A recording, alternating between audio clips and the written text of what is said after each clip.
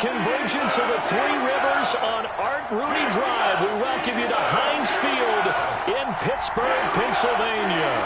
The scene a few moments ago, here it is. It's unlike any other in sport as both teams made their way out of the tunnel. These folks are fired up as their guys are ready to do battle between the New England Patriots and the Pittsburgh Steelers. And no return on this one as the fair catch is signaled for and taken.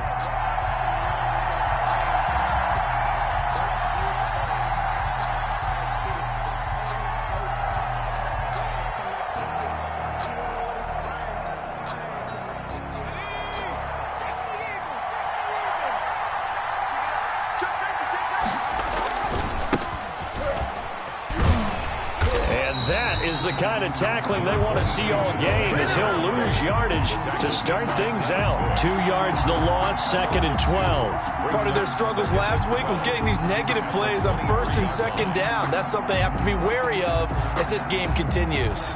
So the opening play of the drive goes backwards. Now they'll come up on 2nd and 12. Looking to throw.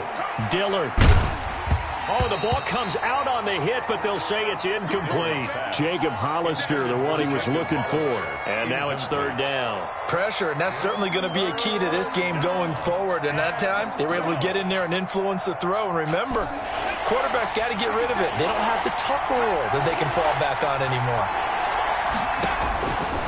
On 3rd down, Dillard. And that's going to be incomplete. The contact there enough to jar that ball free, and it brings up 4th down. Well, they've got man coverage on the outside, and my scouting report on these DBs tells me that they love to take matters in their own hands. They want man coverage, not zone. And there was good coverage there that forced the incompletion. Take over 1st and 10 at the Patriots' 49-yard line.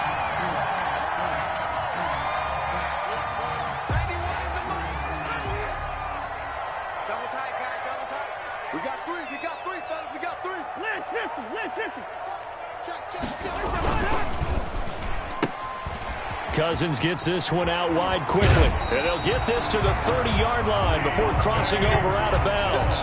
They call it a gain of 19, and it moves the chains. With these run-pass options, we often talk about a good quarterback and running back.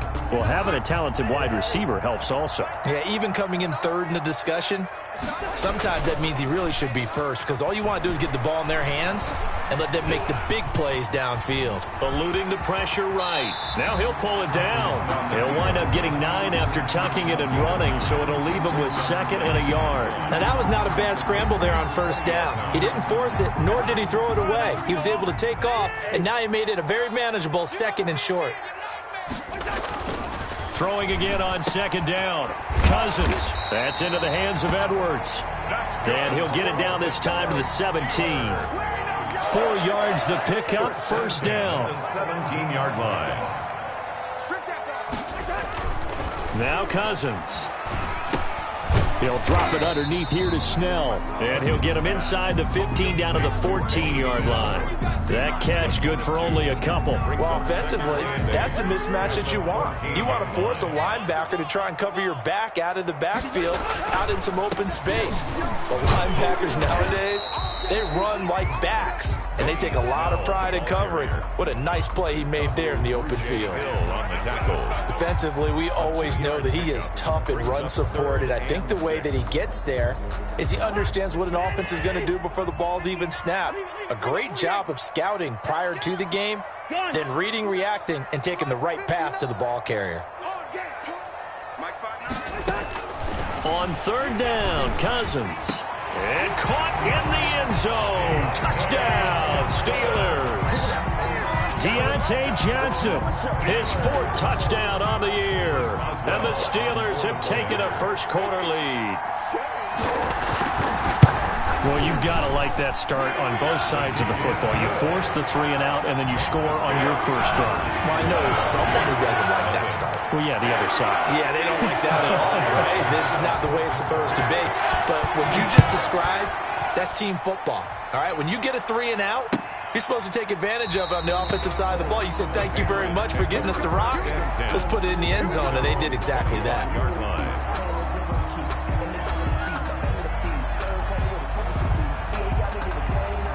The Pats at the line, ready to go. And the first drive, 3 and out. Second possession, see if they can get a little momentum. And oftentimes that first drive is just a feeling out process. You have some plays that you've got called and you want to see how the defense reacts. It may not go terrific on the first one. Now they're ready to go. They've kind of got to look at them, got a sense. Let's see if they open things up a little bit. See if they open things up. Let's see what the defense does here, too, after a good stop.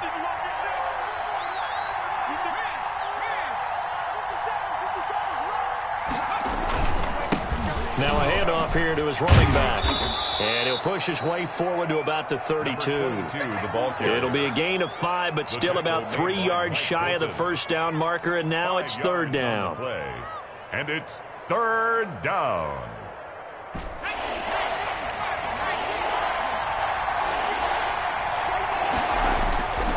Back to throw. Dillard. And he's got his man in stride, complete.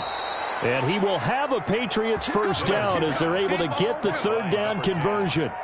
That good for 19 yards as they pick up the conversion on third. First down. Operating out of Steeler territory now. Here's 1st and 10 at the 49-yard line. And he'll give it here to his running back. And down to the 44, 5 yards that time. If you start assessing what went wrong last week, Charles, in their loss, had nothing to do with the ground game. They ran it well. And you also have to say to yourself as a team, don't go away from what worked. That's not the reason the game was lost. Running the football over time, when you do it consistently, usually translates into wins. And they're hoping to do it consistently here.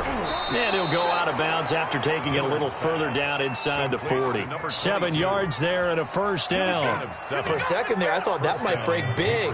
Screen pass, looked like it was coming together, looked like there was an opening. Still, ended up with a solid game. Now this throw caught left side. And they do get him down, but not before he's able to slip it inside the 5-yard line. It's a gain of 34. Oftentimes now, offenses aren't nearly as precise as days gone by. They just tell receivers, find an open patch of grass and let the quarterback find you. And that's exactly what they did on that play.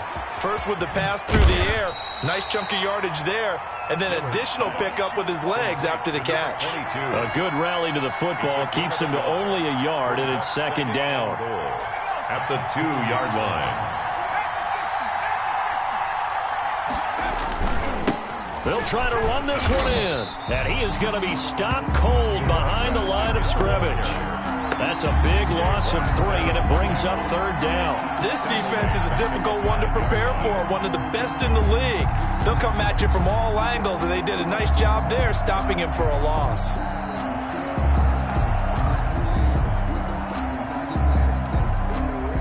Now from back at the 5, this is third and goal. Looking to throw. Dillard. That is caught at the 7-yard line. And he's in. Touchdown, Patriots. Richie James with touchdown number 8 on the year. And the Patriots are within an extra point of tying this one up. It's up and good. So these teams match touchdowns here in the first quarter, and we're tied 7-7. So all even at 7 now as they kick it away. Taken about 7 yards deep. And he's able to get this across the 20, but not by much as he's marked down officially at the 21. 21-yard line.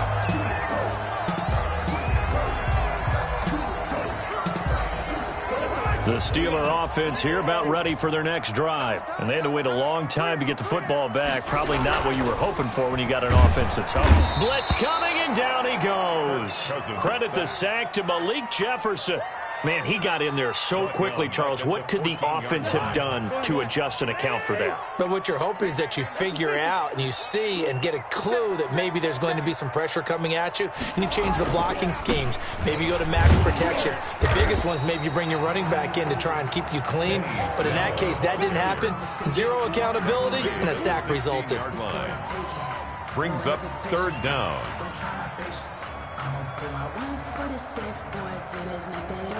7-7, our score after one. Score tied 7-7.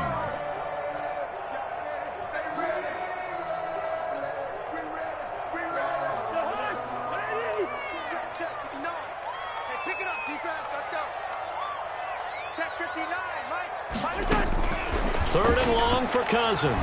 Looking deep here for Ebron. And that will be incomplete. Well, they weren't scared to let it fly, but it falls to the ground and brings up fourth down. And this is what you want to see from a defense. Give up an opening drive touchdown, that's fine. But how about them going back out there, recommitting themselves to the task at hand, and forcing a 3-and-out and giving the ball back to their offense. He'll take it at the 42. It'll be a 39-yard punt, no return, and the Patriots take over. 42-yard line. The Pats at the line, ready to go. The last possession, these guys were able to tie the game with a touchdown. Now they'll have a chance to move out in front. Yeah, let's give a big assist to the defense who got the ball back. The special teams went out there, handled things. They've got it. They've got momentum. I know they're eager to get out there and put it on display. Yeah, things were pretty stacked up there in the middle of the line. A lot of bodies, not much space. I think ultimately he was fortunate to get anything out of that run.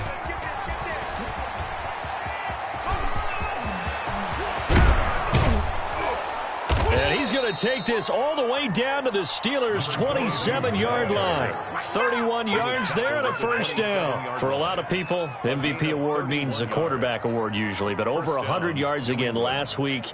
They're going to have to look his way more than once when giving out this award this season, I think. Yeah, it's not just the consistency. It's been some plays that we've seen where we talk about it for weeks thereafter. That's what we're getting out of him. Over 100 yards last week. Expects to continue that in this game, too.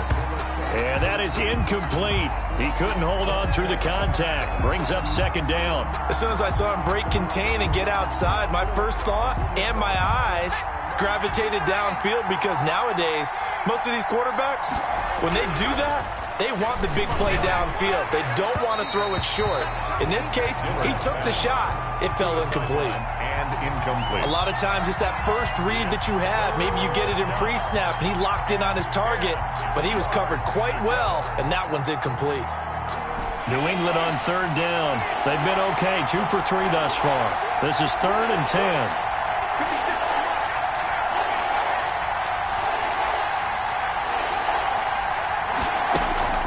Operating from the gun, Dillard. Under pressure, and down he goes. They sack him back at the 36. T.J. Watt causing the disruption. He gets the sack. You know, on these types of plays, we're always looking to assess blame. Okay, where did it break down? Sometimes it's just a great play. And this is off the left upright. And it comes back. It's no good. And this game will remain tied here in quarter number 2. So distance not the issue there. He had plenty of leg to get it there. It's that darn upright getting in the way. Always gets in the way of a good time, doesn't it? Because he hit it square, too. Sometimes you can bank one in if you get it on the end of the football. No such luck there for him. And he'll take this one across the 45 up to about the 46-yard line. Give him 3 on first down. It'll set up a 2nd and 7. 3 brings up 2nd and 7 at the 46-yard line. Cousins. Throwing the out route, incomplete. It's Johnson. And taking it across midfield and inside the 45. He's exceeded his receiving yards from a week ago, and we're still in the first half. It's a first down.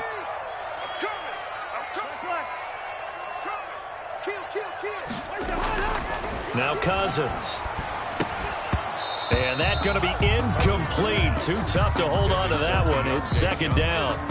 I think that was good strategy there, trying to go right back to him after the last completion. But this time, the defense was all over him, and they got there to break that one up. So 2nd down, still 10 yards to go. Ball on the 43. Now Snell. They get 7 out of that, so they're left with a 3rd and 3. That was a really nice run there to bring up 3rd and short. After the incompletion on first down, it's awfully nice to have a running back that you can hand it to and put you back in a good situation.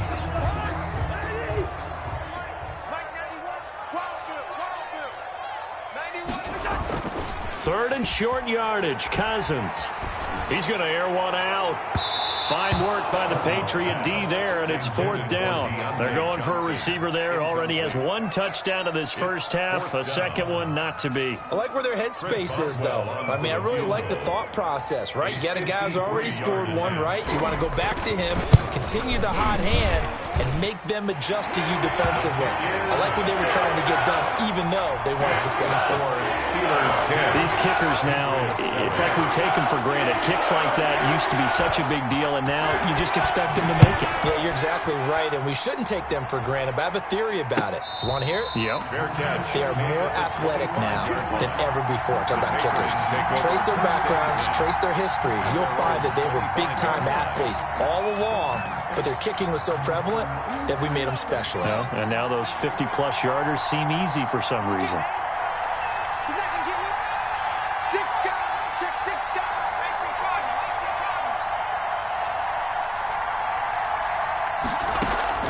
Off the play fake.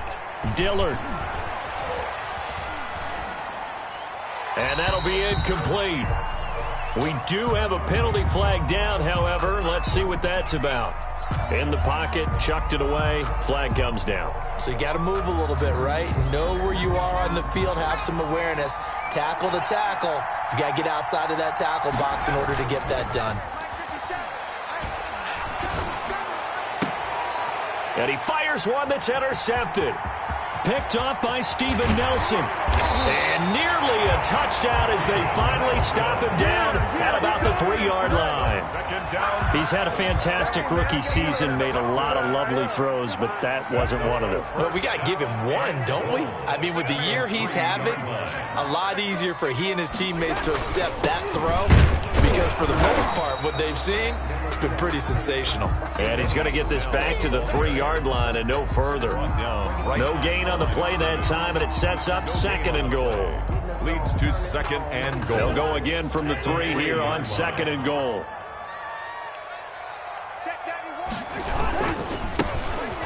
And he's in. Touchdown, Steelers. A great effort there. His 5th touchdown now on the year. And the Steelers are going to add on to their lead. They were able to stop him at the line on 1st down, but this time he punches his way through. And sometimes just because you're stopped on the first run, it doesn't mean the play call was bad or incorrect. You might just need better execution and just a tad more determination. And they got it done on the 2nd try. This will make it into the end zone. And we see James. He will not return it, and they'll bring it out to the 25. 25-yard line. The Pats at the line, ready to go. They trail by 10, 17-7 as they come up on a 1st and 10. Now they try the right side here. And he's upended after a gain of 2 out to the 27. Number 22. Oh, that's a real nice job there by the defensive front. They just engaged and held their ground. But how about the guy who made the play? We often talk about whether they take a good first step or not. Many times you just don't take any step. Just get your feet moving, get your body going, and then once he made the read, he was able to make the play. And they give this time to the tailback. It's a gain of 6, moves him to a manageable 3rd and 2 situation. I think we can safely say that those types of plays are the backbone of this offense. We know not every run's going to be a big hitter, but you know they'll take that type of result on each and every attempt. On 3rd and 2, Dillard. Oh, a ball batted in the air, and now it's intercepted. Picked off near the 34. And they are going to set up shop at the 32-yard line. 2nd interception for him now here in this first half. And you got to think he's a rookie, Charles. How much does confidence start to become a factor? I think that's a great question because that's what they're going to check on when he gets to the sidelines. The coach is going to check on, his teammate's going to check on it, because when you haven't done it before, it's not something that's part of you. You got to see how you're going to react. Let's see how he bounces back. Yeah, because 2 interceptions for him in college and a half. I mean, that just didn't happen. And he gets this one inside the 15, just a yard or 2 shy of the 10. 1st and 10. That's good for 21 yards and a 1st down. 2 minutes remaining in this first half of football. And we'll remind you that coming up at halftime, we'll join Jonathan Coachman and the gang in Orlando. Coach will have stats and scores from the early games going on here around the NFL. And he's going to be brought down just shy of the 5 at the 6. Give him 5 on the carry there, and it'll be second down. And that's exactly what you want on a first down run. Pick up 5 yards, bring up 2nd and 5. The defensive line, though, they've got to figure out a way to out-leverage the guys up front because the offensive line is winning at the point of attack. Now a handoff here to his running back. And he gets halfway there from the 6 to the 3 on a gain of 3. Just not a whole lot of room to operate there on that carry. No, not at all. They did a really nice job staying in their proper places and not allowing any lanes to open up.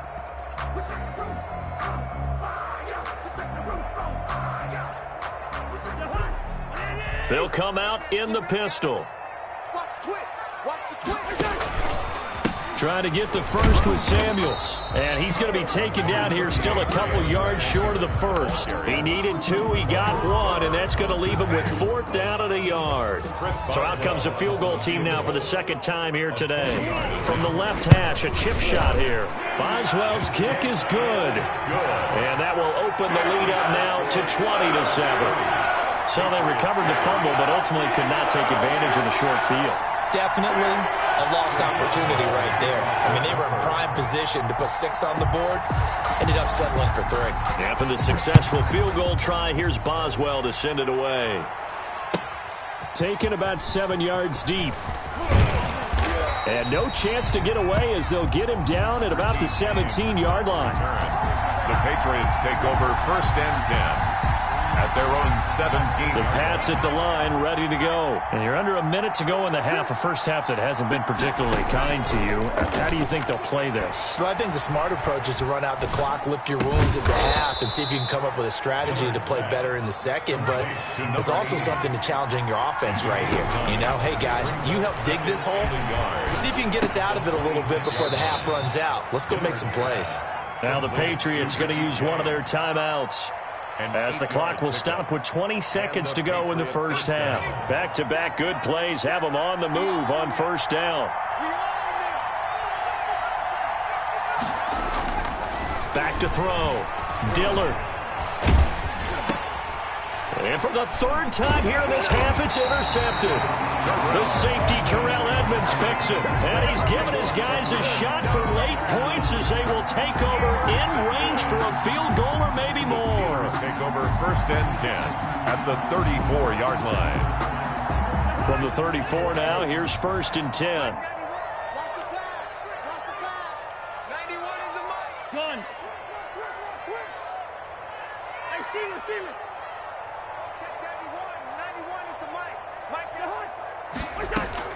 Following the interception, Cousins. Oh, he's going to let this go for the end zone. And nearly picked it off. He had a chance to come down with that in the end zone, but it'll wind up just being incomplete. Kyle Duggar there on the From the 34, they'll come to the line on 2nd and 10. Working out of the gun, Cousins.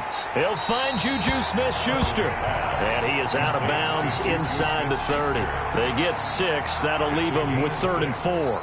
So with 4 seconds to go in the half, here's the field goal unit onto the field.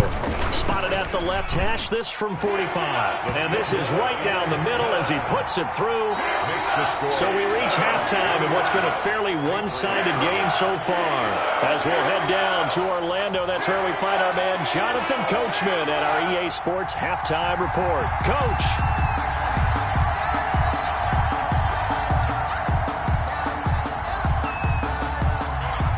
So time for the second half as the Steelers have the lead, and they will also be receiving the football here to start the 3rd quarter. That's fielded on the back line of the end zone. And the half will begin with a touchback.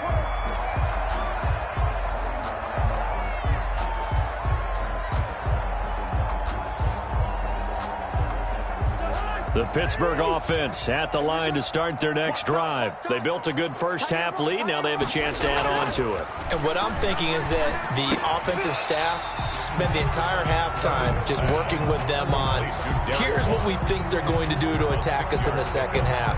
Nice first half that we've had, guys, but be prepared for some change-ups. We're going to see them when we kick it off in the second half. See how they handle any adjustments that might be made defensively. And he'll get this up only to about the 33. I know the scouting report on him is that he doesn't possess the eye discipline to be an elite linebacker. And what that means is his ability to read, react, and make a play. But on that one, he looked like one of those guys. Check, 59, 59. Push him back. Push him back. Check 24. Listen to me. Cousins on 3rd and 2. But when this ball's tipped and intercepted. Picked off at the 36. And he is going to bring this back inside the 20 to the 18-yard line. Pretty much everything went their way offensively in the first half, but now an interception on the opening drive of the third quarter. As we know, the key to everything here, don't get careless with the football. The problem is you've got to stay aggressive as well. So where's the line between being aggressive and attacking and being overly aggressive? I think they just crossed it on that one. It's a good gain of 11. Sets him up 1st and goal. And his pass is intercepted for the 4th time today. Picked up by Minkah Fitzpatrick. He's at the 50, 30, the 20. And he brings this one back. It's a pick 6 for a Steeler touchdown. Now remember, this is the #1 defense in the National Football League. There's a good example of why. It shows that they set an aggressive tone, not just stopping the run, not just getting after the quarterback, but the ball's in the air. They treat it like they're the receivers, and they went after that one and took it all the way. Boswell for the extra point. And that PAT pushes the lead up to 23 now. Next the score, Steelers 30, Patriots 7. So they'll get another shot on offense following that pick 6. And now the kick is away. And this carries into the end zone. And only able to get this to the 19, so probably should have opted for the touchback. 1st and 10 at their own 19-yard line. The Pats at the line, ready to go. And last time, decent field position through the pick 6. Obviously costly. But they can't afford to just bunker in now. All right? Good field position means go ahead and attack on offense. Try and press the advantage a little bit. They just have to be better with the football on this possession. So that didn't bother you too much last time? No, because it's exactly what you're supposed to do. You can't have good field position, not try to take advantage of it. Sometimes the defense makes a good play, too. It'll be a pickup of 10 yards. And it'll be 2nd and very short. Now, that was an excellent run. And when you see that happen, that's when you're seeing guys doing their job and then some people doing a little bit more. Offensive linemen and tight ends, they're expected to block. But the wide receivers, all they want to do is catch passes. So when they block on a big-time running play and create extra space, you've kind of hit the jackpot there. And they're going to have themselves another 1st down as the tackle's made at the Steelers' 45-yard line. 1st down, New England.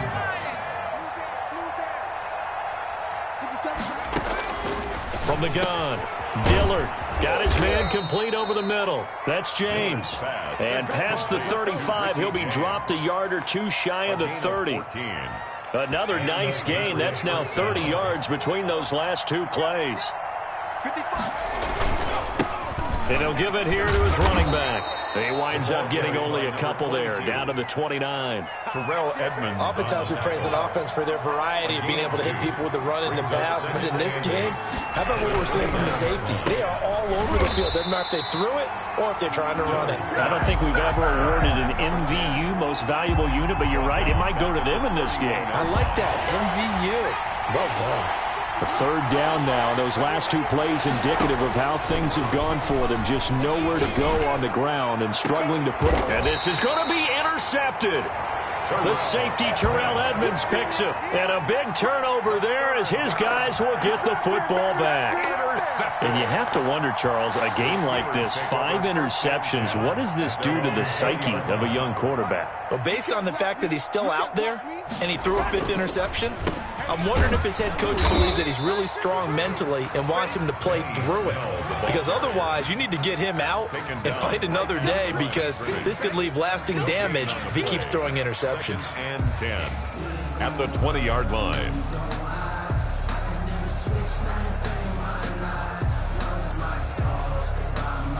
A 2nd and 10 forthcoming here. 3rd quarter action in the Steel City of Pittsburgh, PA.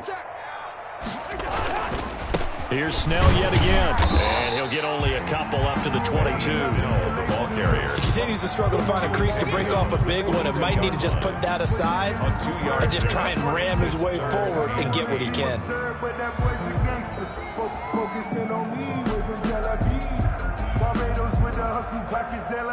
An extra corner comes on now for the Patriots D on 3rd down. From the shotgun, it's Cousins going up top. The ball popped in the air and intercepted. Picked up by Jonathan Jones. And they take possession of the football and have it at the 36-yard line. 36-yard line. The Pats at the line, ready to go. And in enemy territory last time through the interception. We'll see what they do on this drive. Can't wait to see how it alters what they decide to do in play calling.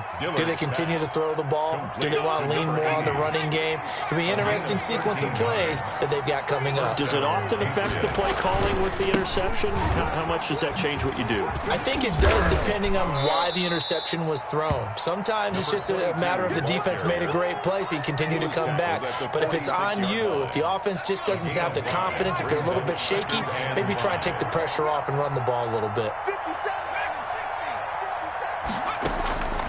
To throw on 2nd down, Dillard. And now here is another interception. Picked off around the 37. And what a return as he brings this one all the way back to the 25-yard line. That time defensively looked like they showed quite a bit of pressure but backed off, and it proved fruitful. They get the pick. He went through all of his rules about getting rid of the ball quickly because he read blitz. He saw all those people stacked at the line of scrimmage, and then they fooled him by dropping into coverage. Now he's ready to get rid of the ball fast, but guess what? Too many defenders out there. Exactly as you described, an interception. Call it no gain on the play, and it'll be 2nd down. I don't think any of us were surprised that they decided to start this drive on the ground after the last 2 drives ended in interceptions. Unfortunately, though, not a lot going on that first play. Yeah, I think the anticipation was felt also by the defense. That's thrown to Smith-Schuster out wide. They do get a couple, but they'll be left staring at a 3rd and 8 coming up. The goal of a wide receiver screen is get enough blockers in front to create a wall and let him pick his spot to run the football. How about the defense there, swarming to it and not allowing that to happen?